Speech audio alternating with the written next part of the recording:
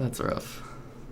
Alright, so getting into the game, in the bottom left corner we have the blue Protoss player Neeb, who is currently teamless, by the way. So if you have any control over a team, I would definitely look into this guy. He's a very good player, doing very well on ladder, and does fairly well in tournaments. And in the top left we have Apocalypse Esports PandaBearMe. And to be honest, I don't know a whole lot about this guy, so this will be my chance to learn about him, I suppose. And the first Overlord is going to go the correct way and actually discover what he's doing. And Neeb's going to go gate first. We'll see what this leads up to. So Panda Bear, looking like he's probably going to go hatch first. That would be my guess. Let's take a look at the old production tab. He did go hatch first. And then we'll look at Neeb. He's taking one gas. See if he takes the other one. Probably not. No, I don't think he's going to. But unfortunately, he did scout the wrong way, so he's going to be finding Panda Bear last. But if he manages to see this Overlord, like he moves it too far towards the pylon vision, then he's going to know that he's spawned up top. He is planning his Nexus now. And Panda Bear does have some gas income now. This is my biggest problem with this map on PvZ. You have this ramp, this opening that leads to this ramp in your base, and then you've got this big ass fucking ramp right here. Like, why? Why would you do this? Like, every map has these huge ramps on it. I don't know. Like, I try walling over here, and then Zergs are just annoying over here. So I'll be interested to see how Neeb walls this off, because I think he's definitely got it figured out way better than I do. So anything he can show here would probably be pretty good. The Overlord is going to fly in, and Neeb should be able to see that. So Neeb should now know where the Zerg player is, even though his probe did just walk up here. So he knew anyway. And Panda Bear is mining with one drone on gas still. He's still got his third base. I don't really see too much of a big deal about that. Neeb is getting one adept. Usually, I see most players go 2 gates and get 2 adepts. So this is a little bit of a variance from what I've been seeing the rest of today, because Huck and State both use 2 gateways, 2 adepts. So this will probably just be more for scouting purposes than to actually try and do damage. But he actually is probably going to get at least a drone here. Maybe 2. Oh, nope. Alright, so there's nothing here but a couple of lings to really stop this adept. Oh, he hit the wrong drone. That's unfortunate. He had the wrong drone go into the assimilator. Or extractor. I don't know why I always say that wrong. So Neeb is going to kite these Zerglings around. He's going to get quite a few. He might... Okay, yeah, this is going to get away, but it's probably going to die to this queen up here. Yeah, that's unfortunate. So looking at the workers, Neeb is actually up quite a few workers. That's really good. That one adept forced out a lot of lings. And he's already got his Stargate on the way. And this is something that's also a little bit different than the earlier plays. Whenever we saw State and Huck go for Stargates, it was a little bit later because of the investments into 2 gateways, 2 adepts and whatnot. And it is going to get scouted. That's really unfortunate for Neeb that gets scouted so quickly.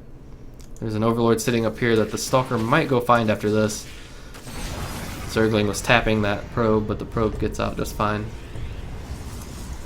And we're looking, this Oracle probably not going to do a lot of damage, as there is a Spore in each base already going down. So by the time they get there, Spores are going to be ready. So this is a pretty good wall.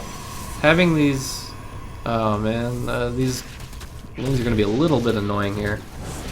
Probably going to photon overcharge. Unfortunately, this pylon's a little bit too far out. It's going to lose quite a few workers here. Loses about 5, okay. That was pretty good by Neeb to keep that up. So this Oracle's almost dead. I wonder if it actually got any kills. I doubt it did. Maybe a couple. So Neeb is just floating around. He's checking out the bases, the saturation and whatnot. Let's see if any Phoenixes come out for Neeb. That's what I'm really interested to see, if he goes for another Oracle or something. He has a Void Ray, but I see a lot of players get at least 4 Phoenixes, you know, map control, pushing out Overlords and whatnot. So this Overlord's not going to see a whole lot. He's going to see the Void Ray, and he's going to see another one being produced. The third base for Neeb. It's going to be a little bit sketchy here for a second. But the Oracle coming back home will easily deal with these Lings. These Lings are just going to have to get out. And a full wall off now, minus this little area. The Oracle does turn its run out of energy as it turns on. Oh man. Okay, well these Lings are pretty much caught. I don't see them doing anything else here. And they actually get out because... Rip.